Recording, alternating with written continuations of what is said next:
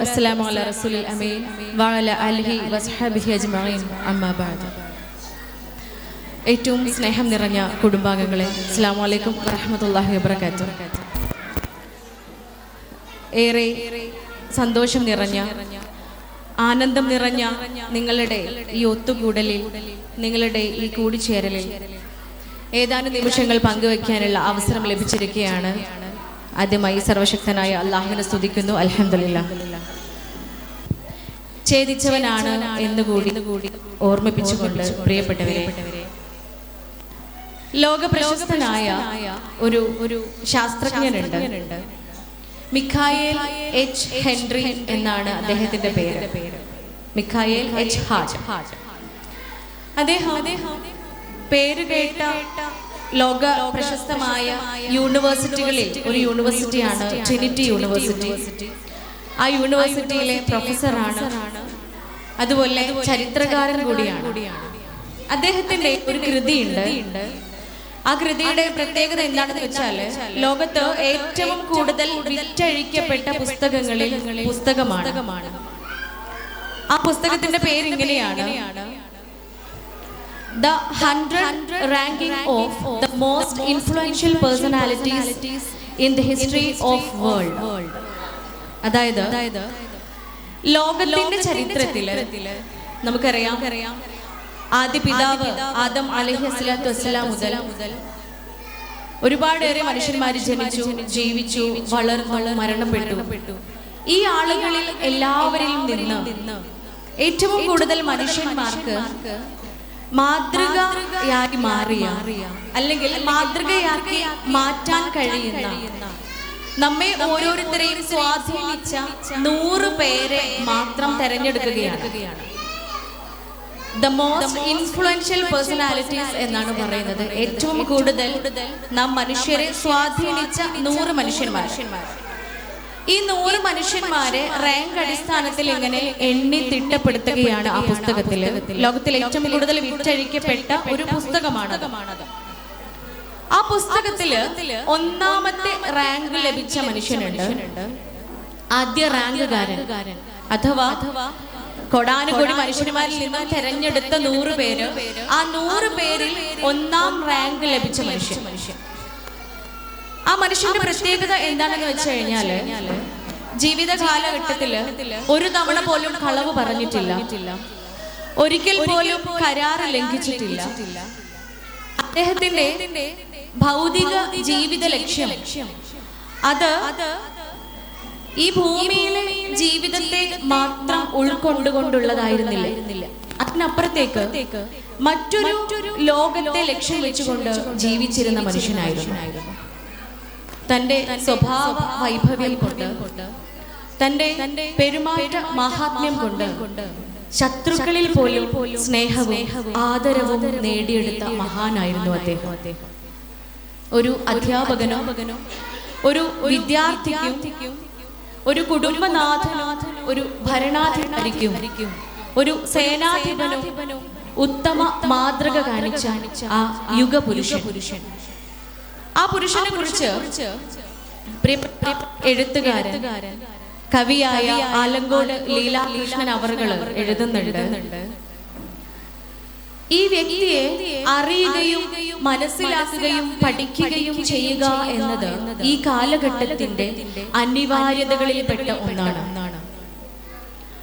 ആ മനുഷ്യൻ എല്ലാ മതവിശ്വാസികൾക്കും, എന്നാൽ മതമില്ലാത്തവർക്കും സന്തോഷത്തോടെയും സമാധാനത്തോടെയും സംതൃപ്തിയോടെയും ജീവിക്കുവാൻ മാതൃകയാക്കാൻ ഉതകുന്ന ഒരു മനുഷ്യൻ തന്നെയാണ്.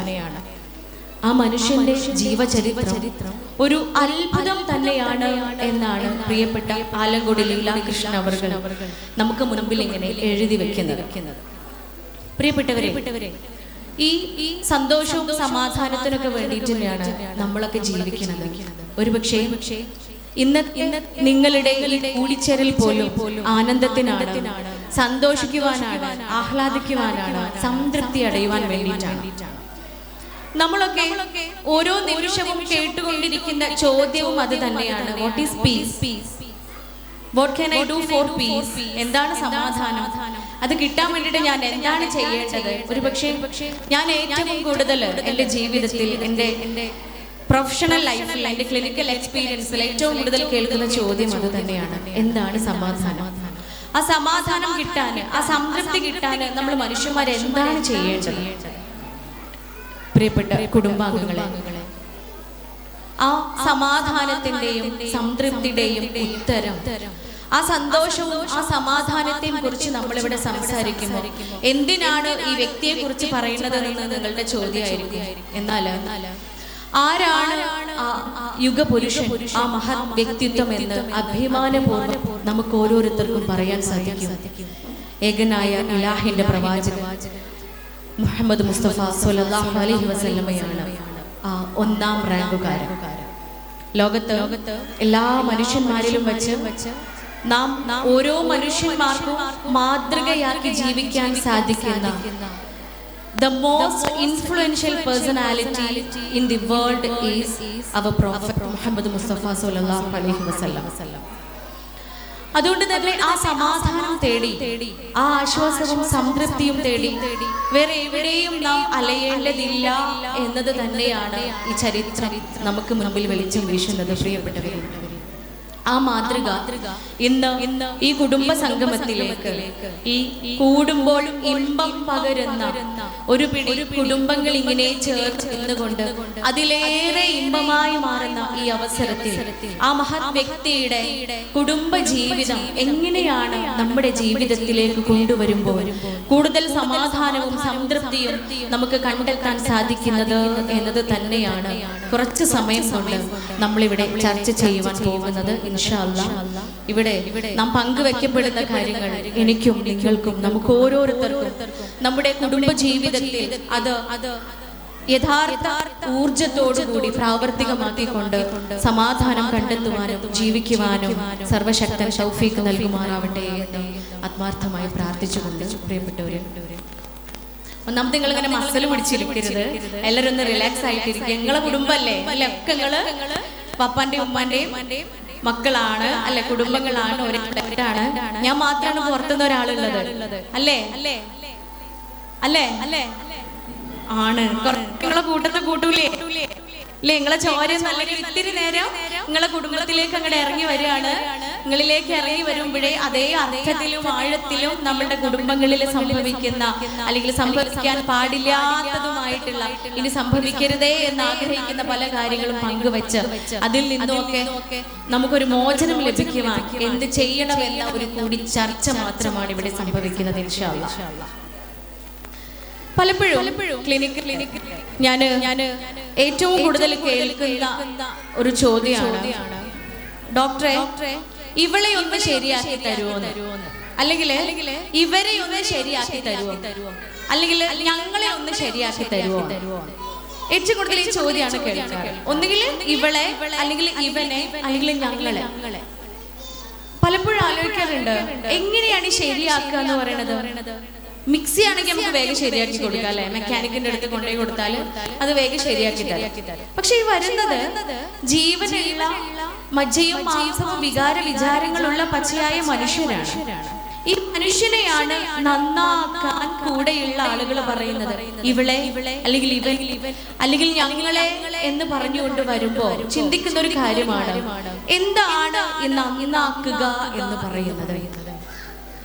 അവിടെയൊക്കെ കൂടെ ശരിയാക്കി തരാൻ പറയുന്നതിന്റെ കൂടെ കേൾക്കുന്ന മറ്റൊരു കാര്യം കൂടിയാണ്, എന്താ എന്റെ വീട് മാത്രം ഇങ്ങനെ, എന്താണ് എന്റെ കുടുംബം മാത്രം ഇങ്ങനെ, എന്തുകൊണ്ടാണ് എന്റെ മക്കൾ മാത്രം ഇങ്ങനെ, എന്തുകൊണ്ടാണ് എന്റെ ഭാര്യ മാത്രം, എന്റെ ഭർത്താവ് മാത്രം, എന്റെ മാതാപിതാക്കൾ മാത്രം, അല്ലെങ്കിൽ എന്റെ അമ്മായിയമ്മയും എന്റെ അമ്മോശാക്കയും മാത്രം ഇങ്ങനെ, ഇങ്ങനെയുള്ള ചോദ്യങ്ങൾ എന്തുകൊണ്ട് എന്റേത് മാത്രം?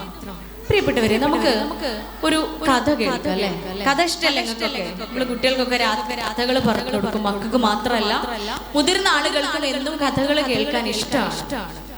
കഥയാണ് ഒരിക്കല് രണ്ടുപേര് സ്വർഗവും നരകവും കാണാൻ വേണ്ടി സ്വർഗത്തിലേക്കും നരകത്തിലേക്കും ടൂർ പോവാണ്.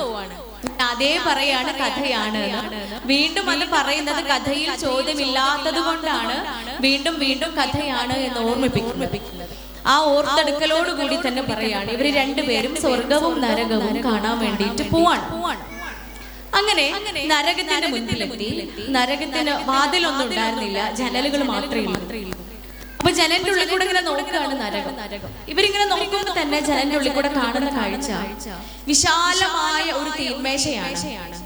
ആ തീന്മേശ നിറയെ വിഭവ സമൃദ്ധമായ ഭക്ഷണ പദാർത്ഥങ്ങൾ നിറച്ചു വെച്ചിട്ടുണ്ട്.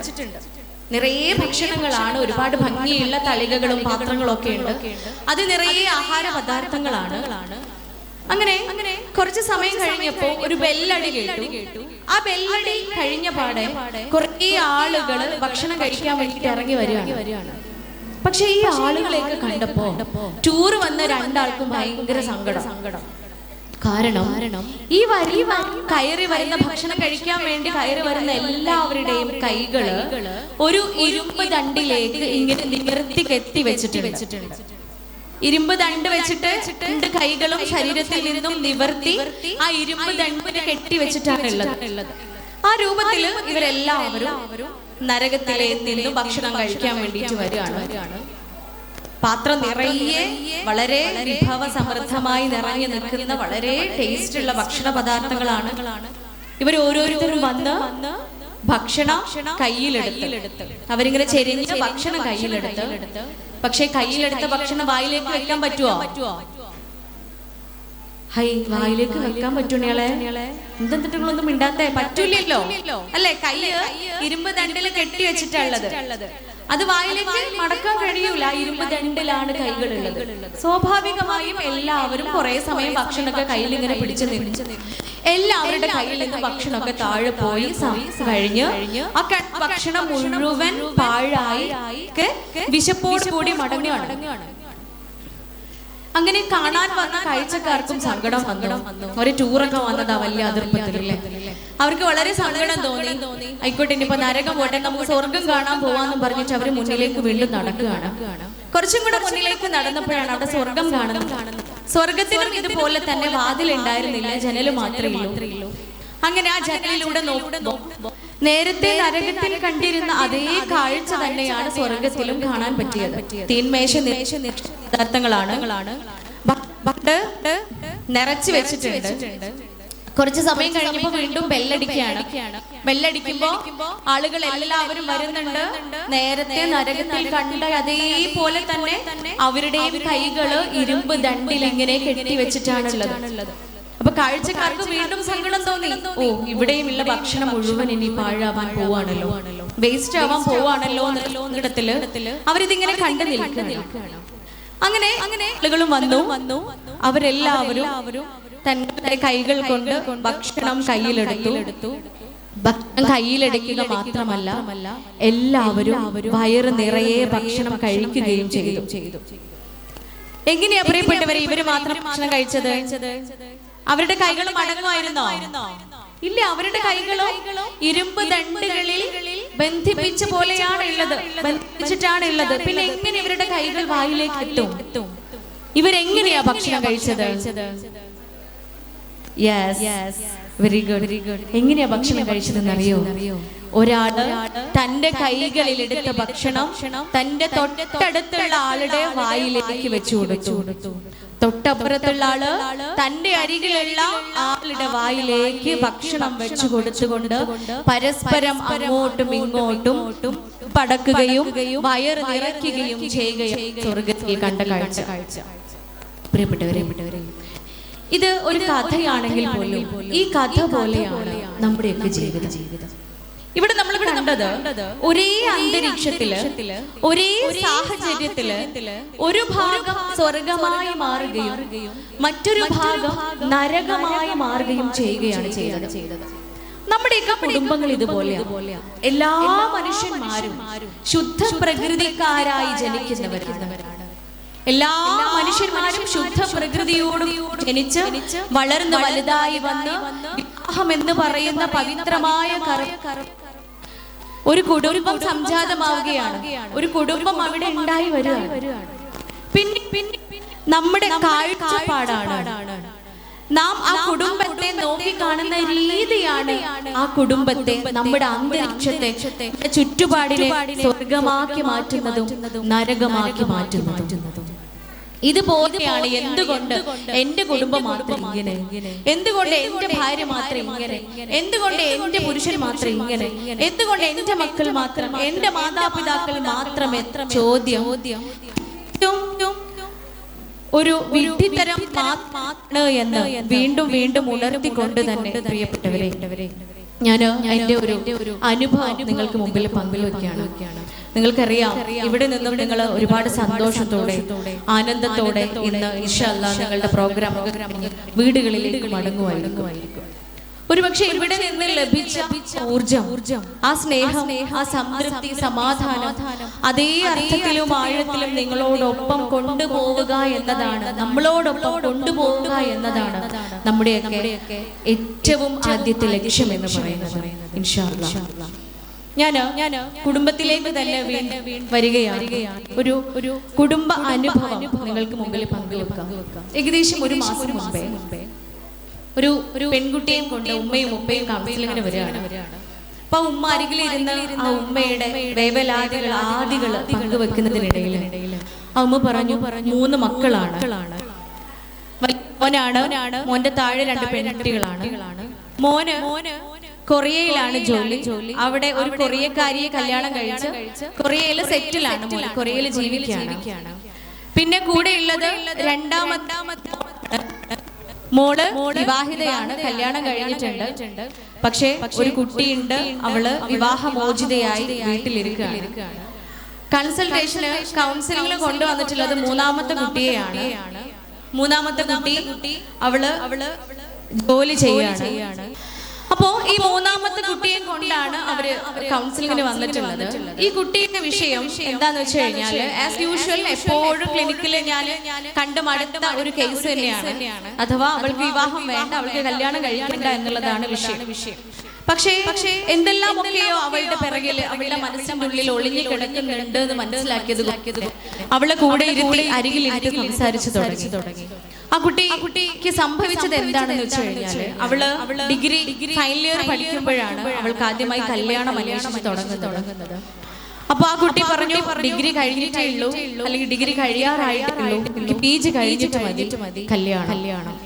കാരണം പഠിപ്പിക്കാന്നൊക്കെ പറഞ്ഞ് കല്യാണം കഴിച്ചിട്ട് പഠിപ്പിക്കാതെ പഠനമൊക്കെ പാതി വഴിയിൽ മുടങ്ങി കരിയർ പ്രൊഫഷൻ ഒന്നും ഇല്ലാതെ വീട്ടിൽ മാത്രം ഒതുങ്ങി കഴിയേണ്ട സാഹചര്യം വന്ന ഒരുപാട് പെൺകുട്ടികള് അവരുടെ ദുഃഖം അവളോട് പലപ്പോഴും പങ്കുവെക്കുന്നുണ്ട്. അവരുടെ കോളേജിൽ എപ്പോഴും ചർച്ച ചെയ്യാറുള്ള ഒരു വിഷയമായിരുന്നു അത് എന്നതുകൊണ്ട് തന്നെ അവള് ഉമ്മയോടും പറയാണ്, ഡിഗ്രി കഴിഞ്ഞിട്ടല്ല PG കഴിഞ്ഞിട്ട് മതി കല്യാണം. അങ്ങനെ അവള് PG കഴിഞ്ഞ സമയത്ത് തന്നെ വീണ്ടും അവര് വിവാഹ ആലോചനകളൊക്കെ തുടങ്ങുകയാണ്. പക്ഷേ അവള് വീണ്ടും ഉപ്പയോട് റിക്വസ്റ്റ് ചെയ്യാണ്, ഉപ്പയോട് അപേക്ഷിക്കുകയാണ്. അവളുപ്പ, ഞാൻ എന്തെങ്കിലും ഒരു കോഴ്സ് ചെയ്തിട്ട് മതി കല്യാണം, എന്തെങ്കിലും ഒരു കോഴ്സ് കൂടി ചെയ്യട്ടെ, PG മാത്രം കഴിഞ്ഞത് കൊണ്ട് ജോലി കിട്ടില്ല, ഒരു കോഴ്സും കൂടെ കഴിഞ്ഞിട്ട് മതിയെന്ന്.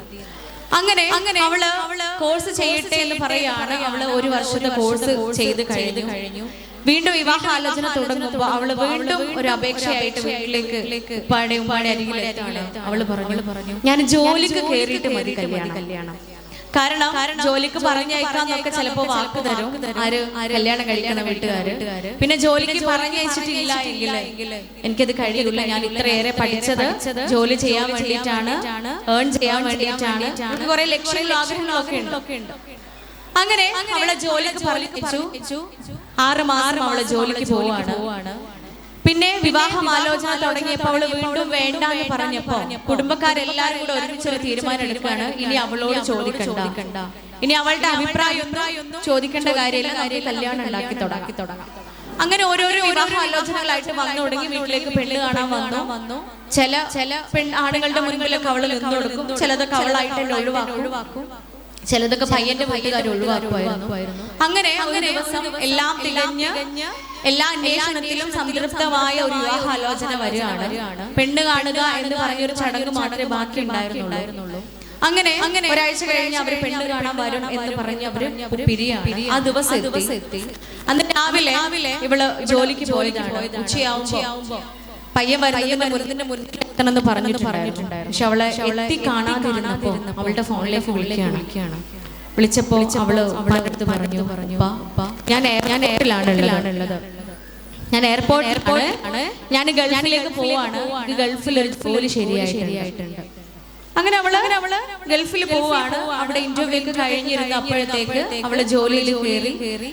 2 മാസം കഴിഞ്ഞപ്പോ തന്നെ ഉപ്പ അങ്ങോട്ടേക്ക് പോയി അവളെയും കൊണ്ടുവരികയാണ്, അവളെയും പിടിച്ച് കൊണ്ടുവരാണ് നാട്ടിലേക്ക്. അങ്ങനെയാണ് കൗൺസിലിനെ കൊണ്ടുവരുന്നത്.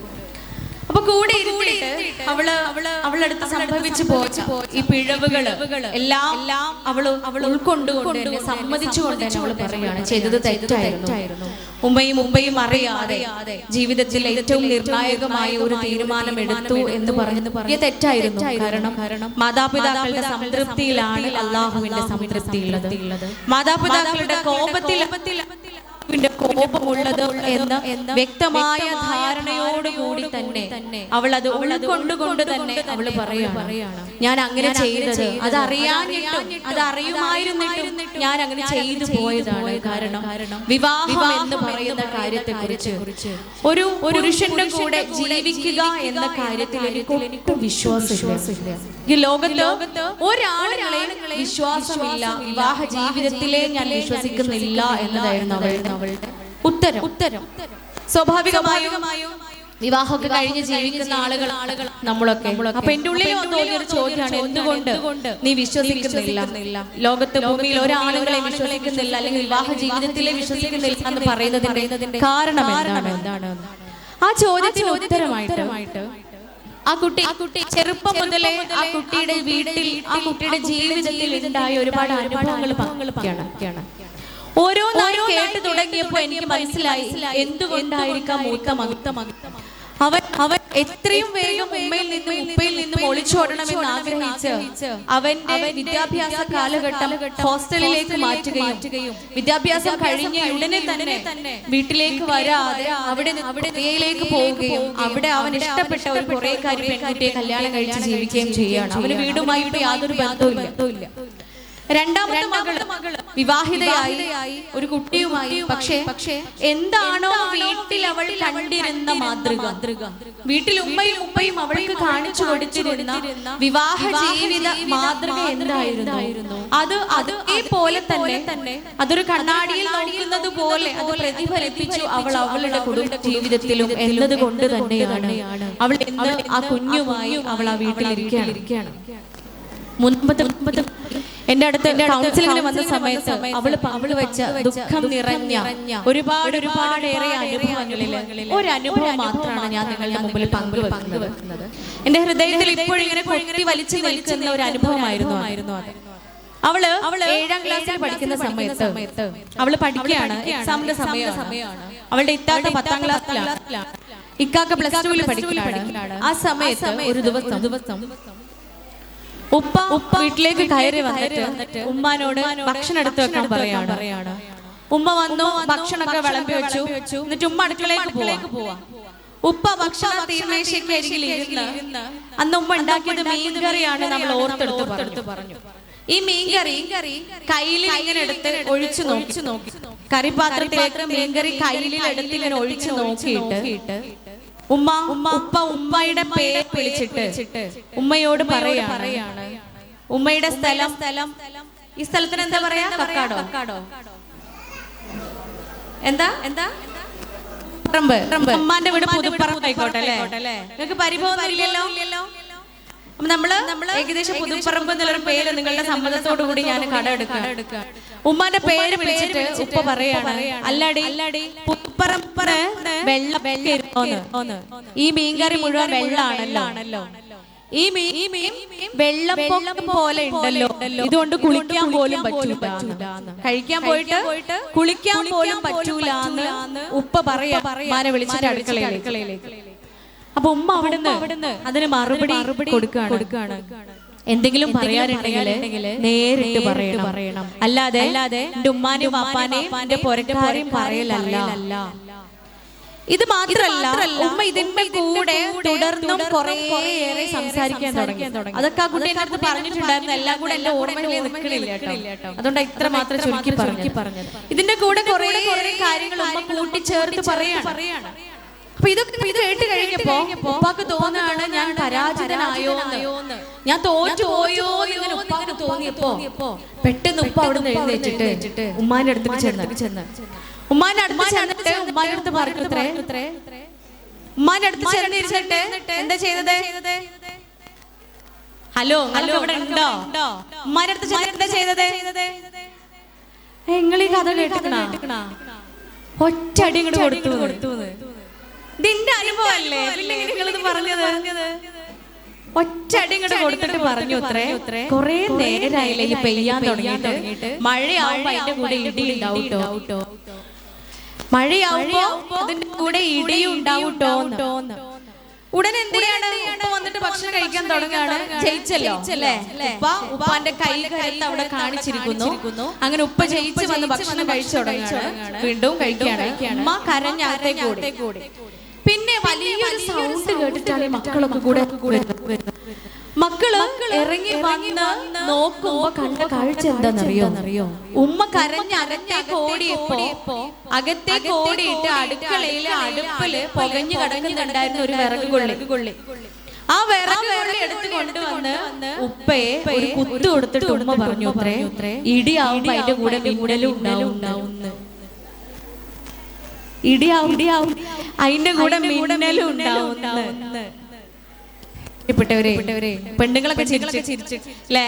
പെണ്ണുങ്ങൾക്കൊക്കെ ഒരു ചെറിയൊരു സന്തോഷം. ഓ, ഇടിന്റെ ഒപ്പം മിന്നലും കൂടെ ഉണ്ടായതുകൊണ്ട്. നേരത്തെ ഇടിച്ചപ്പോ ആണുങ്ങളൊക്കെ സന്തോഷിച്ചിരുന്നു. പെങ്ങളാണ് ചിരിക്കുന്നത്. പ്രിയപ്പെട്ട കുടുംബാംഗങ്ങളെ നമ്മൾ മനസ്സിലാക്കണം. ഇവിടെ ഈ ഒരു സന്ദർഭം നർമ്മം കലർത്ത് ഞാൻ നിങ്ങൾക്ക് മുൻപിൽ പങ്കുവെച്ചപ്പോ നിങ്ങളും ഞാനൊക്കെ ചിരിച്ചു. നമുക്ക് സന്തോഷം, അല്ലെങ്കിൽ നമുക്ക് ഒരു തമാശ പോലെയാണ് തോന്നിയത്. പക്ഷേ അന്ന് ആ കുട്ടി അനുഭവിച്ച അന്നത്തെ വേദന അതേ ആഴത്തിലായിരുന്നു എനിക്ക് മുൻപിൽ പങ്കുവെച്ചത്. എപ്പോഴും സ്നേഹത്തോടു കൂടി മാത്രം ഇരിക്കണമേ എന്ന് നാം മക്കൾ ആഗ്രഹിക്കുന്ന നമ്മുടെ മാതാപിതാക്കൾക്കിടയിൽ ഇത്തരം പ്രശ്നങ്ങൾ ഉണ്ടാവുമ്പോ, ഇത്തരം പ്രയാസങ്ങൾ ഉണ്ടാവുമ്പോ അതിനിടയിൽ കിടന്ന് പ്രയാസപ്പെടുന്ന മക്കളെ കുറിച്ച് നമ്മൾ പലപ്പോഴും ചിന്തിക്കാറില്ല. ഇത് ഒരു അനുഭവമായിരുന്നുവെങ്കിൽ ആ കുട്ടി ഇതിലേറെ അനുഭവങ്ങൾ പങ്കുവച്ചിട്ടുണ്ടായിരുന്നു. അനുഭവങ്ങളിൽ നിന്നും ഈ മക്കളിൽ ഉണ്ടായ മാറ്റങ്ങളാണ് പ്രിയപ്പെട്ടവരെ നമ്മൾ കണ്ടത്. അവൾക്ക് വിവാഹം കഴിക്കണ്ട, അവൾക്ക് വിവാഹം വേണ്ട, എന്തിനാണ് ഇങ്ങനെ ഒരു ദാമ്പത്യ ജീവിതം? പരസ്പരം കടിച്ച് കീറി വഴക്കിട്ട് പ്രയാസങ്ങളും പ്രശ്നങ്ങളും കരഞ്ഞ് എന്തിനാണ് ഇങ്ങനെ ഒരു ജീവിതം ഒറ്റയ്ക്ക് ജീവിച്ചൂടെ? ഒറ്റയ്ക്ക് അധ്വാനിച്ച് വരുമാനം ഉണ്ടാക്കി സന്തോഷമായിട്ട് ജീവിച്ചൂടെ എന്നുള്ള ചോദ്യം അവളുടെ മുന്നിൽ വരാനുള്ള കാരണം ഒരുപക്ഷെ ഇത് തന്നെയാണ്. ഇനി ഈ ഒരു സന്ദർഭത്തെ ഇപ്പോ നമ്മൾ എല്ലാവരും കേട്ട ഈ ഒരു സന്ദർഭത്തെ നമുക്ക് ഒരുമിച്ച് അനലൈസ് ചെയ്ത് നോക്കാം. ഇത് നല്ലതായിരുന്നോ ചീത്തതായിരുന്നോ എന്നുള്ള ചോദ്യത്തിന് ഒരൊറ്റ ഉത്തരമേ കാണുള്ളൂ. ചീത്ത അനുഭവമായിരുന്നു അല്ലേ? ഒരിക്കലും സംഭവിക്കാൻ പാടില്ലായിരുന്നു എന്നത് തന്നെയാണ് നമുക്ക് എല്ലാവർക്കും ഒരേ ആഴത്തിൽ പറയാൻ പറ്റും. ഇവിടെ ആരുടെ അടുത്താണ് മിസ്റ്റേക്ക് ഉള്ളത്? ആരെടുത്താ നിങ്ങൾ എന്തൊന്നും പറയാത്ത? ആരെടുത്ത മിസ്റ്റേക്ക്? ആരെടുത്തു? ഈ കുട്ടിന്റെ കൗണ്ടിൽ ഏതെങ്കിലും തെറ്റെന്ന് പറയുന്ന ആരെങ്കിലും ഇവിടെ ഉണ്ടോ? ആരെടുത്ത മിസ്റ്റേക്ക്? ആണിന്റെ അടുത്താണോ? രണ്ടുപേരുടെ അടുത്തുമാണ് അല്ലേ? രണ്ടുപേരുടെ അടുത്തും മിസ്റ്റേക്ക് ഉണ്ട്. ഇനി ഇത് നേരത്തെ പറഞ്ഞ പ്രിയപ്പെട്ടവരെ നമ്മൾ ഓരോരുത്തരും മാതൃകയാക്കേണ്ട ആ യുഗപുരുഷനായ പ്രവാചകൻ കരീം സ്വല്ലല്ലാഹു അലൈഹി വസല്ലമയുടെ മാതൃകയിലേക്ക് നമുക്കൊന്ന് കൊണ്ടുവന്ന് നോക്കാം. എന്തൊക്കെയായിരുന്നു സംഭവത്തില് അല്ലെങ്കിൽ തിക്താനുഭവത്തിൽ സംഭവിക്കാൻ പാടില്ലായിരുന്ന ചില കാര്യങ്ങൾ എന്തൊക്കെയാണ് പ്രവാചകൻ കരീം സ്വല്ലല്ലാഹു അലൈഹി വസല്ലമയുടെ വാക്കുകളിലൂടെ പ്രവൃത്തികളിലൂടെ നമുക്കൊന്ന് പരിശോധിച്ചു നോക്കാം. ഇവിടെ ആദ്യം സംഭവിച്ച നമ്മുടെ ഉപ്പ വരുന്നു, ഭക്ഷണം വിളമ്പാൻ പറയണു. ഉമ്മ ഭക്ഷണം വിളമ്പണോ, അടുക്കളയ്ക്ക് പോകണോ? അല്ലേ? അല്ലേ നിങ്ങൾ ആരും ഇത് കേട്ടിട്ടില്ല തന്നെയാളെ. ഒന്നാമത് ഈ മൈക്ക് തീരെ ശരിയല്ല. നിങ്ങളെ മുഖത്ത് നോക്കിയിട്ടാ ഞാൻ ക്ലാസ് എടുക്കുക. അപ്പൊ നിങ്ങളെ മുഖങ്ങളെ നിർവികാരത്തോടു കൂടി ഇരുന്നാൽ എനിക്ക് സുഖം ഉണ്ടാവില്ല. പ്രിയപ്പെട്ട പ്രവാചകൻ കരീം സല്ലല്ലാഹു അലൈഹി വസല്ലം നമ്മളോട് നാം മനുഷ്യരോട് പറയുന്നുണ്ട്, നിങ്ങൾ നിങ്ങളുടെ വീടിനു വേണ്ടി ചെയ്യുന്ന ആണുങ്ങളോടാണ് പറയുന്നത്. നിങ്ങളുടെ വീടിനു വേണ്ടി നിങ്ങളുടെ കുടുംബത്തിനു വേണ്ടി ചെയ്യുന്ന ഓരോ കാര്യങ്ങളും നിങ്ങൾക്ക് സ്വതന്ത്രമാണ്. നിങ്ങൾക്ക് ദാനകർമ്മത്തിന്റെ പുണ്യം ലഭിക്കുന്ന കാര്യങ്ങളാണ്. നിങ്ങളുടെ ഇടയുടെ വായിലേക്ക് ഭക്ഷണം വെച്ചെടുക്കുന്നത് പോലും നിങ്ങളുടെ ഭക്ഷണം വെച്ച് കൊടുക്കുന്നത് പോന്ന് പറയുമ്പോ പൊന്നാര പെണ്ണുങ്ങളെ, നമ്മള് ഭക്ഷണം വിളമ്പി വെച്ച് അടുക്കളയിലേക്ക് പോയാല് ആരെ വായിക്കാ ഭക്ഷണം വെച്ചുകൊടുക്കുക? മൂപ്പര് ആരെ വായിലേക്കാണ് മൂപ്പര് ഭക്ഷണം വെച്ചുകൊടുക്കുക? അപ്പൊ ഓരോ കുറ്റം പറയാൻ പറ്റുമോ? നമ്മള് ഭക്ഷണം വിളമ്പി വെച്ച് നേരെ അടുക്കളയിലേക്കാണ് ഓടണത് അല്ലേ? രണ്ടാമത് വീണ്ടും പ്രവാചകൻ കരീം സല്ലല്ലാഹു അലൈഹി വസല്ലം പറയുന്നുണ്ട്, നിങ്ങൾ മക്കൾക്ക് മുൻപിൽ വെച്ച് സ്നേഹം പ്രകടിപ്പിക്കുക. നിങ്ങൾ മക്കൾക്ക് മുൻപിൽ വെച്ച് സ്നേഹം പ്രകടിപ്പിക്കുക.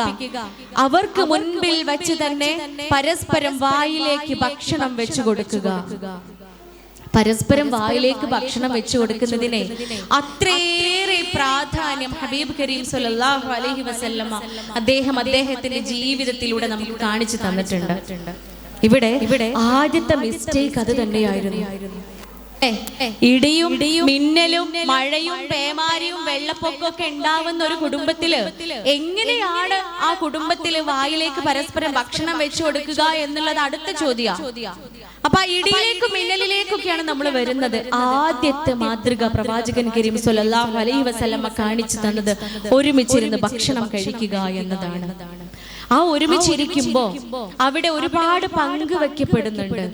വായിലേക്ക് ഭക്ഷണം വെച്ചു കൊടുക്കുമ്പോ ഒരു പക്ഷേ ഇണക്കത്തോടൊപ്പം അറിയാതെയെങ്കിലും ഉണ്ടായിപ്പോയ ആ പിണക്കങ്ങൾ അവിടെ ഉരുകി ഒലിച്ചില്ലാതെയായി പോകുന്നുണ്ട്. പ്രിയപ്പെട്ടവരെ, അതിനുള്ള ക്ഷമ പോലും, അല്ലെങ്കിൽ അതിനുള്ള സ്നേഹം പോലും, പ്രേമം പോലും, മവദ്ദത്ത് പോലും നമുക്കുള്ളിൽ ഉണ്ടാവുന്നില്ല, അല്ലെങ്കിൽ എവിടെയോ വെച്ച് നഷ്ടപ്പെട്ടു പോയി എന്നതാണ് പ്രിയപ്പെട്ടവരെ നാം ഓർക്കേണ്ടത്. അവിടെ മുതൽ തുടങ്ങുകയാണ് മിസ്റ്റേക്ക്. വീണ്ടും പറയുന്നുണ്ട്, പച്ചക്കരളുള്ള ഒരു ജീവിയെ പോലും നിങ്ങൾ ഉപദ്രവിക്കുവാൻ പാടില്ല. പെണ്ണ് എന്ന് പറയുന്നവൾ, അല്ലെങ്കിൽ പുരുഷൻ എന്ന് പറയുന്നവൻ മജ്ജയും മാംസവും വിചാരങ്ങളും ഉള്ള പച്ചക്കരളുള്ള മനുഷ്യന്മാരാണ്. എങ്ങനെയാണ് പ്രവാചകനെ മാതൃകയാക്കി ജീവിക്കുന്നവർക്ക് ഈ രൂപത്തിൽ ഉപദ്രവിക്കാൻ സാധിക്കുന്നത്? നിങ്ങൾ മക്കൾക്ക് മുൻപിൽ വെച്ച് ഭാര്യമാരെ അടിക്കുവാൻ പാടില്ല. നിങ്ങൾ മക്കൾക്ക് മുൻപിൽ വെച്ച് ഭാര്യമാരെ അടിക്കുവാനോ ശകാരിക്കുവാനോ പാടില്ല. പ്രിയപ്പെട്ട പ്രവാചകൻ കരീം സല്ലല്ലാഹു അലൈഹി വസല്ലം ഈ പറയുന്ന ഓരോ വാക്കുകളും ഈ വീട്ടിൽ സംഭവിച്ച കാര്യങ്ങളാണ്. അല്ലെങ്കിൽ ഈ വീട്ടിൽ എന്തായിരുന്നോ സംഭവിച്ചിരുന്നത് അതിന്റെ നേരെ വിപരീതമായിരുന്നു പ്രവാചകൻ കരീം സല്ലല്ലാഹു അലൈഹി വസല്ലം നമുക്ക് കാണിച്ചു തന്നത്. പ്രിയപ്പെട്ടവരെ, നിങ്ങളില് അല്ലാഹുവിനോടുള്ള കരാർ, അല്ലാഹുവിനോടുള്ള സൂക്ഷ്മത പാലിച്ച് ജീവിക്കുക എന്നതിനോടൊപ്പം, അല്ലെങ്കിൽ അത് കഴിഞ്ഞാൽ പിന്നെ അത്രയേറെ പുണ്യം ലഭിക്കുന്നത് സദ്വൃത്തയായ ഭാര്യയുള്ളവനാണ്. അല്ലാഹുവിനോടുള്ള സൂക്ഷ്മത അതുപോലെ പൂർത്തീകരിച്ച് ജീവിക്കുക എന്നത് കഴിഞ്ഞാൽ ഒരു പുരുഷന് ഏറ്റവും ഉപകാരപ്പെടുന്നത് സദ്വൃത്തയായ ഭാര്യയാണ്. പ്രവാചകൻ കരീം സല്ലല്ലാഹു അലൈഹി വസല്ലം എവിടെയായിരുന്നു? ഇവിടെ സദ്വൃത്തയായ ഭാര്യ എവിടെ? വാക്കുകൾ കൊണ്ട് ഒരു പക്ഷെ കുറ്റപ്പെടുത്തുകയും പരാതി പറയുകയും ചെയ്യുന്നവൾ, എപ്പോഴും പരാതി പറയുകയും കുറ്റപ്പെടുത്തുകയും നീചമായ വാക്കുകൾ ശീലിക്കുകയും ചെയ്യുന്നവൾ ഉത്തമയായ ഭാര്യയല്ല എന്നുകൂടി പ്രവാചകൻ കരീം സല്ലല്ലാഹു അലൈഹി വസല്ലം പറയുമ്പോൾ, നിങ്ങളിൽ ഏറ്റവും ഉത്തമൻ നിന്റെ സ്ത്രീയോട് ഏറ്റവും മാന്യമായി പെരുമാറുന്നവനാണ് എന്ന് പറയുമ്പോൾ പ്രിയപ്പെട്ടവരെ ഓർക്കുക, ഏറ്റവും മികച്ച സംഘാടകനായിട്ട് കാര്യമല്ല, പള്ളിക്കാരിൽ ഏറ്റവും മികച്ചവനായിട്ട് കാര്യമില്ല, ഏറ്റവും നല്ല ലീഡറായിട്ട് കാര്യമില്ല, ഏറ്റവും നല്ല അധ്യാപകനോ ജോലിയിൽ മികച്ചു നിൽക്കുന്നവനോ സ്ഥാനമാനങ്ങൾ ഉള്ളവനോ ആയിട്ട് കാര്യമില്ല. നാട്ടുകാർക്കൊക്കെ പ്രിയപ്പെട്ടവനായിരിക്കും അല്ലെ, നാട്ടുകാർക്കൊക്കെ ഏറ്റവും പ്രിയപ്പെട്ടവനാ. പക്ഷെ ഉണ്ടല്ലോ പൊരേക്ക് കയറി വരുമ്പോ നാം കുടിയിരിക്കുന്ന മസ്കൻ എന്ന് പറയുന്ന ലോകത്തിലെ ഏറ്റവും സമാധാനമുള്ള ഇടം എന്നാണ് മസ്കനിന് അർത്ഥം. പരിശുദ്ധ ഖുർആനില് വീടിന് മസ്കൻ എന്നാണ് പറയുന്നത്. വേറെ എവിടെയല്ല പ്രിയപ്പെട്ടവർ, നമ്മളെ പോരേല. എന്റെ വീടാണ് എന്റെ സമാധാനക്കൂട്, എന്റെ വീടാണ് എനിക്ക് ഏറ്റവും പ്രിയപ്പെട്ട ഇടം എന്ന് പരിശുദ്ധ ഖുർആൻ നമുക്ക് പഠിപ്പിച്ചു തരുമ്പോ ആ വീട്ടിലേക്ക് കയറി വരുമ്പോൾ ആരാണോ അവളോട് ഏറ്റവും മാന്യമായി പെരുമാറുന്നവൻ, ആരാണോ അവളോട് ഏറ്റവും നല്ല രീതിയിൽ പെരുമാറുന്നവൻ, അവനാണ് നിങ്ങളിൽ ഏറ്റവും ഉത്തമൻ എന്ന് പ്രവാചകൻ കരീം സ്വല്ലല്ലാഹു അലൈഹി വസല്ലം. വീണ്ടും അദ്ദേഹം ഒഴുകുകയാണ്, നിങ്ങൾ അവൾ വെറും ഒരു സ്ത്രീയാണ്, അവൾ വെറും ഒരു പെണ്ണാണ് എന്ന് പറഞ്ഞ് സ്ത്രീയെ കളിയാക്കുന്നവൻ നീചന്മാരിൽ പെട്ടവനാണ്. എന്നാൽ അവളെ ബഹുമാനിക്കുന്നവൻ മാന്യന്മാരുടെ കൂട്ടത്തിൽ പെട്ടവനാണ് എന്ന് കൂടി പ്രവാചകൻ കരീം സ്വല്ലല്ലാഹു അലൈഹി വസല്ലം. പ്രിയപ്പെട്ടവരെ, ഭർത്താവിന്റെ സംതൃപ്തിയോടുകൂടി മരണപ്പെടുന്നവൾ അവൾ സ്വർഗാവകാശിയാണ്. അവൾ സ്വർഗാവകാശിയാണ്. അല്ലേ? ആ വിറക് കൊണ്ട് പൊള്ളിച്ച മുറിയില്ലേ, അത് ജീവിതകാലം മുഴുവൻ പഴുത്തിങ്ങനെ വേദനിപ്പിക്കും. ആ മനുഷ്യനെ ജീവിതകാലം മുഴുവൻ വേദനിപ്പിക്കുന്ന പഴുപ്പായിരിക്കും ആ മുറിയിൽ നിന്ന് ഒലിച്ചിറങ്ങുക. എങ്ങനെയാണ് ആ മുറി ഇരിക്കെ, എങ്ങനെയാണ് തന്റെ ശരീരത്തിൽ ആ വേദന ഇരിക്കെ പൂർണ്ണ സംതൃപ്തിയോടുകൂടി അവൾ മരണപ്പെട്ടു പോവുക? കഴിഞ്ഞ ദിവസേ ക്ലിനിക്കില് ഒരു പെണ്ണ് വരികയാണ്. അവരുടെ കുടുംബത്തിൽ ഒരു പെൺകുട്ടിയെ കുറിച്ച് പറയാൻ വേണ്ടിയിട്ടാണ്. അങ്ങനെ സംസാരിച്ചൊക്കെ കഴിഞ്ഞ് അവൾ എനിക്ക് തരാൻ വേണ്ടിയിട്ട് ഒരു കുഞ്ഞു സമ്മാനം കൊണ്ടുവന്നിരുന്നു. അത് ബാഗിൽ നിന്ന് എടുക്കുകയാണ്. ബാഗിൽ തപ്പിയിട്ട് വെപ്രാളം പിടിച്ച് തപ്പിയിട്ട് അത് കിട്ടണില്ല. ബാഗിലുള്ള സാധനങ്ങളൊക്കെ പുറത്ത് വെച്ചപ്പോ ആ ബാഗിൽ ഒരു ഷർട്ട് ഉണ്ട്, ഒരു ഷർട്ട്. അപ്പൊ ഈ ഷർട്ട് കണ്ടപ്പോ ഞാൻ ചോദിച്ചു, ഇതെന്താ സ്റ്റിച്ച് ചെയ്യാൻ കൊണ്ടുപോകാണോ? ഷർട്ട് എന്തിനാ? അപ്പൊ അവര് ഷർട്ട് മാറോട് ചേർത്ത് പിടിച്ചിട്ട് എന്റെ അടുത്ത് പറയാണ്, ഇതെന്റെ പ്രിയപ്പെട്ടവന്റെ, ഇതെന്റെ ഭർത്താവിന്റെ ഷർട്ടാണ്. എന്റെ ഭർത്താവ് മരണപ്പെട്ടിട്ട് 8 വർഷമായി. 8 വർഷങ്ങളായി അദ്ദേഹം മരണപ്പെട്ടിട്ട് അദ്ദേഹം മരിക്കുമ്പോ ശരീരത്തിൽ അണിഞ്ഞിരുന്ന ഷർട്ടാണിത്. ഇതിന് ഇപ്പോഴും അദ്ദേഹത്തിന്റെ മണാണ്. ഇപ്പോഴും ഈ ഷർട്ടിന് അദ്ദേഹത്തിന്റെ മണമാണ്. അത് ഞാൻ എപ്പോഴും എന്റെ കൂടെ കൊണ്ടുനടക്കും. ഞാൻ എവിടെ പോകുമ്പോഴും ഈ ബാഗിന്റെ കൂടെ ഉണ്ടാവും. ഈ ബാഗിന്റെ ഉള്ളിൽ ഞാൻ ആ ഷർട്ട് വെക്കും. ഞാൻ കിടക്കുമ്പോൾ അതിന്റെ തലയണിന്റെ താഴെ വെക്കും. ഞാൻ മക്കളെ വീട്ടിലൊക്കെ വിരുന്ന് പോവുകയാണെങ്കിലും എവിടെ ദൂരയാത്ര ചെയ്യുകയാണെങ്കിലും എന്റെ കൂടെ എപ്പോഴും ഈ ഷർട്ട് ഉണ്ടാവും. ഡോക്ടറെ വളരെ അവിചാരിതമായിട്ട് പറഞ്ഞു പോയതാ. പ്രിയപ്പെട്ടവരെ, അതാണ് യഥാർത്ഥ സ്നേഹം എന്ന് പറയുന്നത്. അതാണ് യഥാർത്ഥ പ്രേമം എന്ന് പറയുന്നത്. നമ്മുടെയൊക്കെ വീട്ടിൽ നിന്ന് മക്കള് കാണുന്ന പ്രേമം എന്താ? നമ്മളൊക്കെ കുട്ടികൾ കൗമാരപ്രായക്കാരും അല്ലെ, 9 വയസ്സ് കഴിയുമ്പോൾ തന്നെ കൗമാരം തുടങ്ങാണ്. 13, 14, 15 ആവണ്ടാട്ടോ കൗമാരം തുടങ്ങാന്. നമ്മള് 18, 19 മനസ്സിലാക്കിയ കാര്യങ്ങള് 6 വയസ്സിലും 7 വയസ്സിലും മക്കൾ ഇപ്പോൾ മനസ്സിലാക്കുന്നുണ്ട്, അറിയുന്നുണ്ട് അത്തരം കാര്യങ്ങളെല്ലാം. അതുകൊണ്ട് തന്നെ 9 വയസ്സിൽ വേൾഡ് ഹെൽത്ത് ഓർഗനൈസേഷന്റെ ഏറ്റവും റിവൈസ്ഡ് കണക്ക് പ്രകാരം 9 വയസ്സാകുമ്പോൾ തുടങ്ങുകയാണ് കൗമാരം. ഈ പ്രായം മുതൽ കുട്ടികൾ പ്രേമത്തെ കാണുന്നുണ്ട്. അവര് മനസ്സിലാക്കുന്ന പ്രേമം എന്താ? ഒരുപക്ഷെ അവർ വായിക്കുന്ന പ്രേമം എന്താ? ഷേക്സ്പിയറുടെ ക്ലിയോപാട്രയും സീസറുമായിരിക്കാം, അല്ലെ? അല്ലെങ്കിൽ അറബി കഥകളിൽ പറയുന്ന ലൈലയും മജ്നുവുമായിരിക്കാം, അല്ലെങ്കിൽ വൈക്കം മുഹമ്മദ് ബഷീറിന്റെ സുഹറയും മജീദുമായിരിക്കാം, അല്ലെങ്കിൽ കാഞ്ചനമാലയും മൊയ്തീനുമായിരിക്കാം. പ്രിയപ്പെട്ടവരെ, ഇതൊക്കെയാണ് അതിലപ്പുറത്തേക്ക് പുതുയുഗത്തില്, വെർച്വൽ യുഗത്തില്, ഈ റോബോട്ടിക്സ് യുഗത്തിൽ, ആർട്ടിഫിഷ്യൽ ഇന്റലിജൻസിന്റെ കാലഘട്ടത്തില് നമ്മൾ ആൽഫ ജനറേഷനുള്ള മക്കള് കാണുന്ന റീൽസിലും ഷോർട്സിലും ഉള്ള പ്രേമം എന്താ? 50% പോലും യാഥാർത്ഥ്യമല്ലാത്ത പ്രേമലീലാവിലാസങ്ങൾ അവര് മാതൃകയാക്കുന്നത്, അവര് കണ്ടുകൊണ്ടിരിക്കുന്നത് അതൊന്നുമല്ല. അതിനപ്പുറത്തേക്ക് അനശ്വരമായ ദിവ്യ പ്രണയമാണ് ഹബീബ് കരീം സ്വല്ലല്ലാഹു അലൈഹി വസല്ലം അദ്ദേഹത്തിന്റെ ജീവിതത്തിലൂടെ നമുക്ക് കാണിച്ചു തന്നത്. പ്രിയപ്പെട്ടവരെ, ബീവി ഖദീജ റളിയല്ലാഹു അൻഹയും റസൂലും തമ്മിൽ 15 വയസ്സ് വ്യത്യാസം ഉണ്ടായിരുന്നു. അവർ സമ്പന്നയായിരുന്നു. ഒരുപാട് പണം ഉണ്ടായിരുന്നു ഖദീജ ബീവി റളിയല്ലാഹു അൻഹയുടെ കയ്യില്. എന്നാൽ സമ്പത്ത് കൊണ്ട് മാത്രം സമ്പന്നയായിരുന്നില്ല അവർ. സ്നേഹമുള്ള ഹൃദയം കൊണ്ടുകൂടി സമ്പന്നയായിരുന്നു ഖദീജ ബീവി റളിയല്ലാഹു അൻഹ. തന്റെ ഏറ്റവും പ്രിയപ്പെട്ട ദരിദ്രരിൽ ദരിദ്രനായ പ്രവാചകൻ കരീം സ്വല്ലല്ലാഹു അലൈഹി വസല്ലമയെ വിവാഹം ചെയ്യുകയാണ്. അത് തന്നെയാണ് പ്രേമത്തിലെ ഏറ്റവും വലിയ ഉദാഹരണം. തീർന്നില്ല.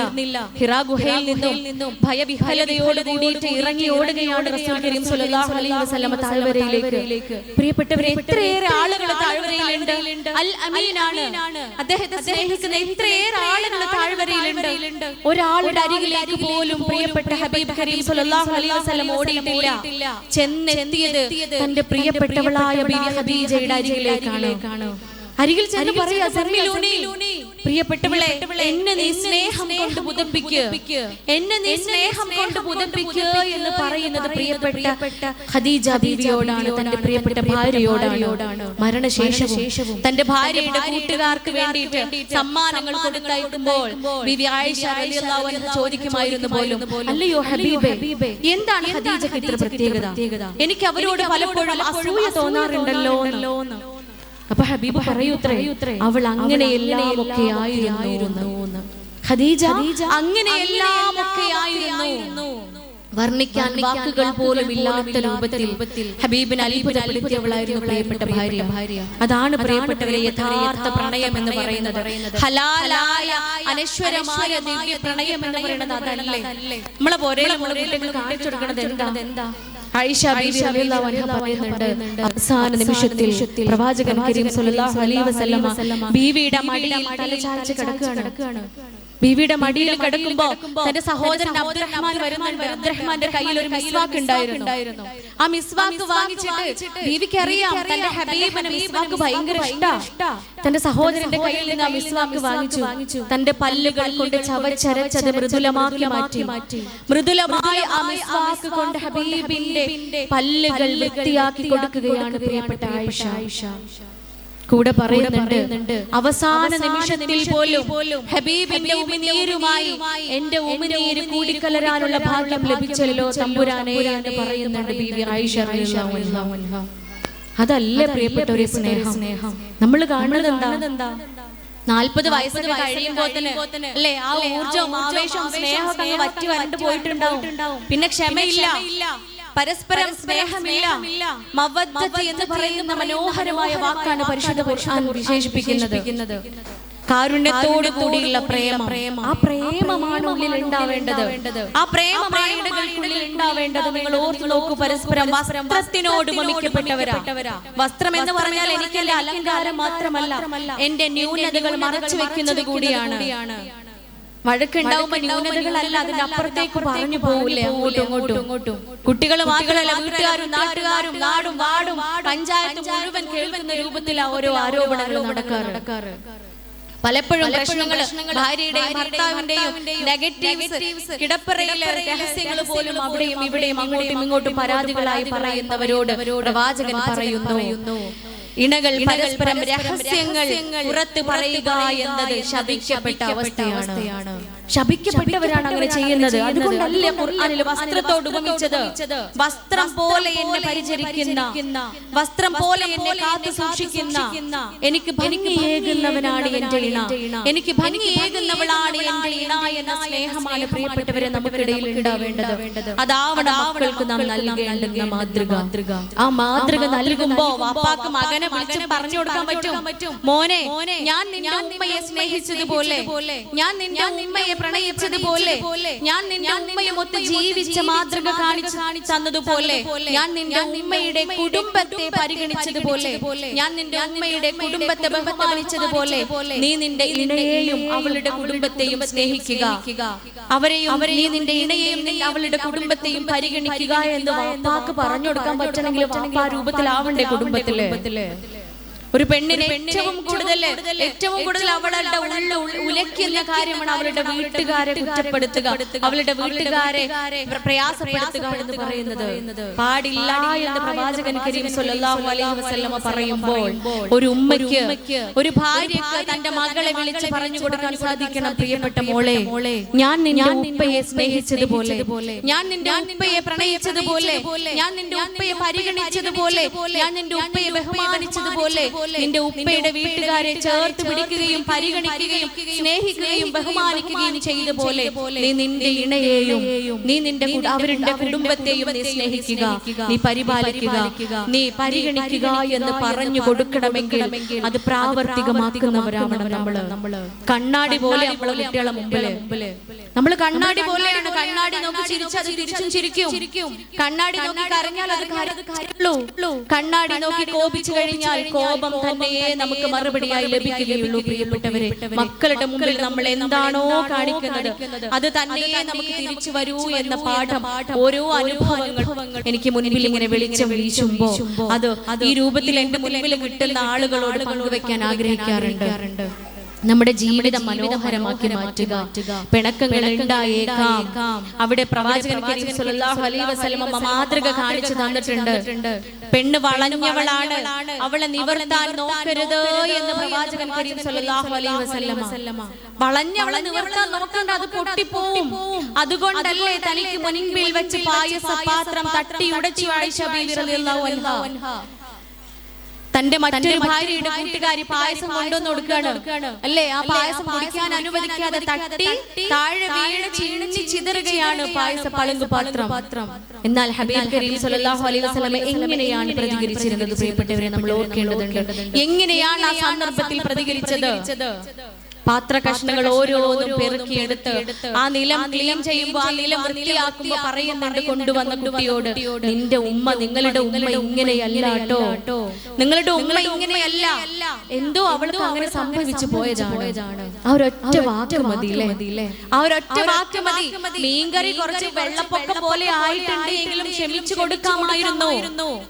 അവിടെ കുത്തുവാക്ക് പറയാതെ, അവളുടെ വീട്ടുകാരിലെ പഴി ചാരാതെ അവിടെ ക്ഷമിച്ചു കൊടുക്കാമായിരുന്നു. ആ വാപ്പാക്ക് കൂടെ ഇരുത്തി സംസാരിക്കാമായിരുന്നു. രാത്രി മീൻകറി തരുമ്പോ കുറച്ചും കൂടെ മസാല ഇട്ട് മൊഞ്ചാക്കണട്ടോ എന്നൊരു വാക്ക് പറഞ്ഞാൽ മതി.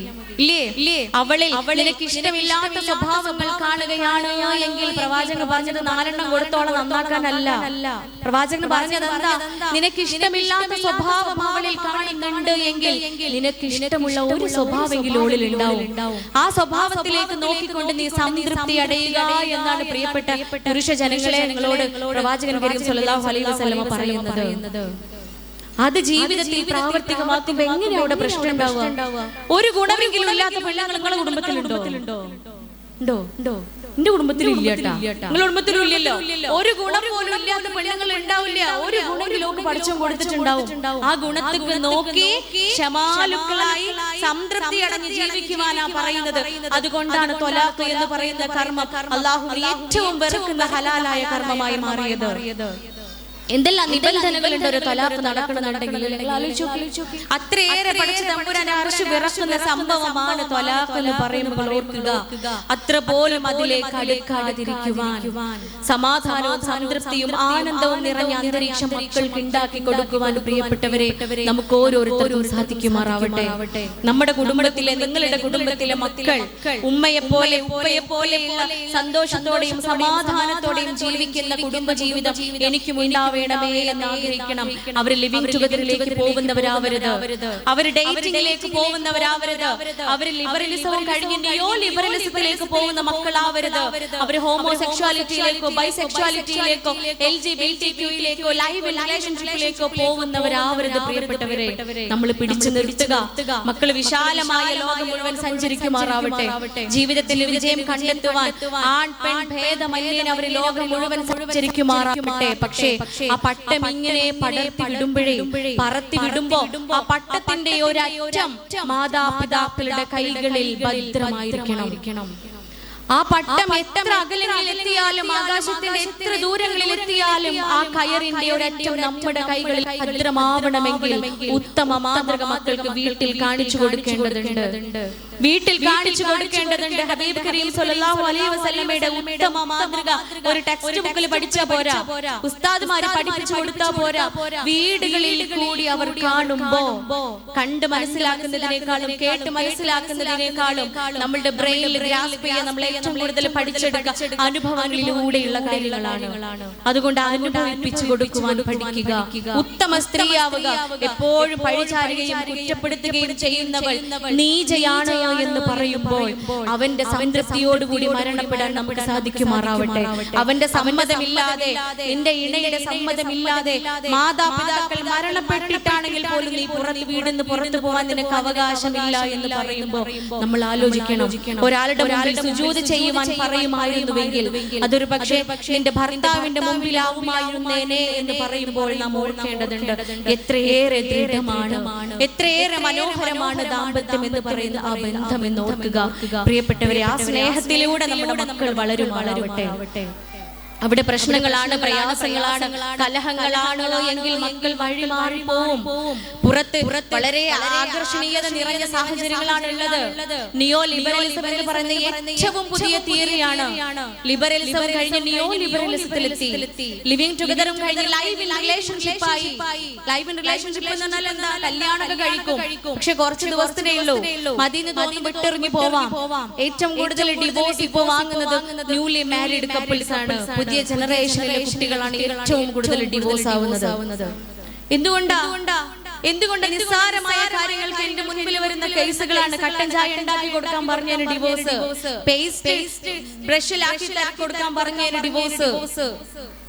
ഇങ്ങനെ തുടങ്ങി കുഞ്ഞു പറയാൻ പോലും നാണം തോന്നുന്ന കാര്യങ്ങളുടെ മേൽ ഇവർ പിരിയാൻ ആഗ്രഹിക്കുന്നുവെങ്കിൽ ലൈവ് ഇൻ റിലേഷൻഷിപ്പ് എന്ന് പറയുന്ന ഏറ്റവും പുതിയ തിയറിയാണ് ഇന്ന് നമ്മുടെ കുട്ടികളുടെ ലോകത്ത് ഇങ്ങനെ വിളയാടിക്കൊണ്ടിരിക്കുന്നത്. അതൊന്നുമല്ല ജീവിതം. ഒരു പുരുഷനും സ്ത്രീയും ഒരുമിച്ചുകൊണ്ട് മനോഹരമായി സ്നേഹിച്ചുകൊണ്ട് ജീവിതത്തിലെ എല്ലാ നേട്ടങ്ങളും കരസ്ഥമാക്കാൻ സാധിക്കുമെന്ന് പ്രവാചകന്റെ ഉത്തമ മാതൃക കാണിക്കുന്നുണ്ട് ബീവി ആയിഷ റളിയല്ലാഹു അൻഹാ. അവരൊരു മികച്ച എഴുത്തുകാരിയായിരുന്നു, അവരൊരു നിമിഷ കവിയായിരുന്നു, അവരൊരു പ്രാസംഗികയായിരുന്നു, അവരൊരു പ്രഗത്ഭയായ എഴുത്തുകാരിയായിരുന്നു. ഇതെല്ലാം പ്രവാചകൻ കരീം സ്വല്ലല്ലാഹു അലൈഹി വസല്ലമ ദൃഢമാക്കി കൊടുത്ത അവരുടെ ചിറകുകൾ വെച്ച് പറന്നവരാണ് അവർ. ഇതൊന്നും ഒരു പെണ്ണിന് സാധ്യമല്ലായിരുന്നുവെങ്കിൽ, ഇസ്ലാമിൽ അനുവദിക്കപ്പെട്ടില്ലായിരുന്നുവെങ്കിൽ പ്രവാചകരുടെ ഭാര്യ എങ്ങനെയാണ് പ്രിയപ്പെട്ട ഉയരങ്ങളിൽ എത്തുന്നത്?